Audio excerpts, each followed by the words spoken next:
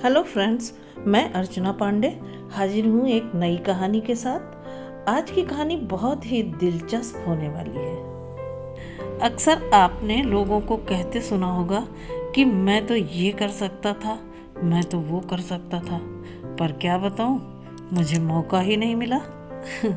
तो आज की कहानी इसी टॉपिक पर है, मौका यानी कि अवसर या अपॉर्चुनिटी के ऊपर। तो चलिए शुरू करते हैं। एक बार एक ग्राहक एक पेंटिंग्स की दुकान पर गया।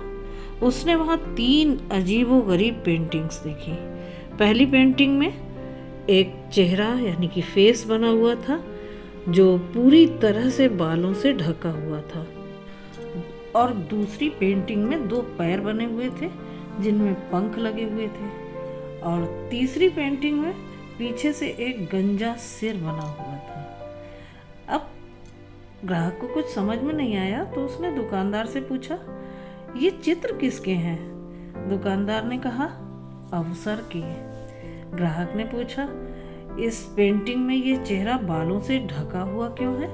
दुकानदार ने कहा, क्योंकि अक्सर जब अवसर आता है तो मनुष्य उसे पहचानता नहीं है। ग्राहक ने पूछा, इस दूसरी पेंटिंग में जो पैर बने हुए हैं उनमें पंखों का क्या मतलब है?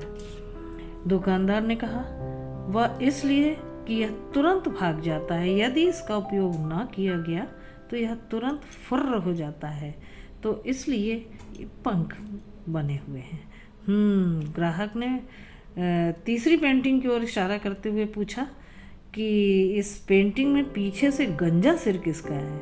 दुकानदार बोला, यह भी अवसर का है।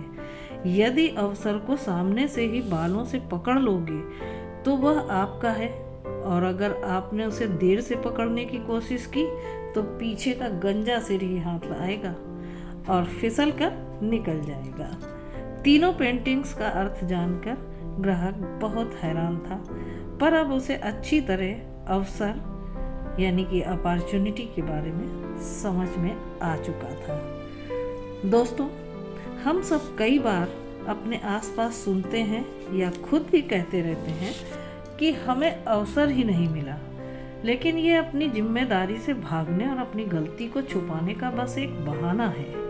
असल में तो भगवान ने हमें ढेरों अवसरों के बीच जन्म दिया है। अवसर हमेशा हमारे सामने से आते जाते रहते हैं, पर हम उन्हें पहचान नहीं पाते या फिर पहचानने में देर कर देते हैं, और कई बार तो हम सिर्फ इसलिए चूक जाते हैं क्योंकि हम किसी बड़े अवसर की तलाश में होते हैं। पर अवसर हमेशा बड़ा या छोटा नहीं होता।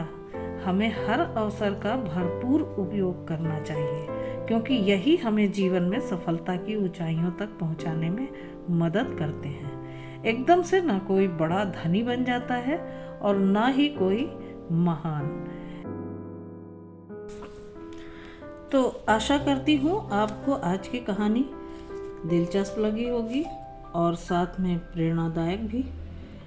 अगर आप मेरे चैनल पर नए हैं तो प्लीज़ सब्सक्राइब कीजिए और बेल बटन को भी प्रेस कर दीजिएगा, और अपने दोस्तों को शेयर करना बिल्कुल मत भूलिएगा।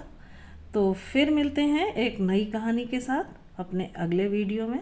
तब तक के लिए नमस्कार।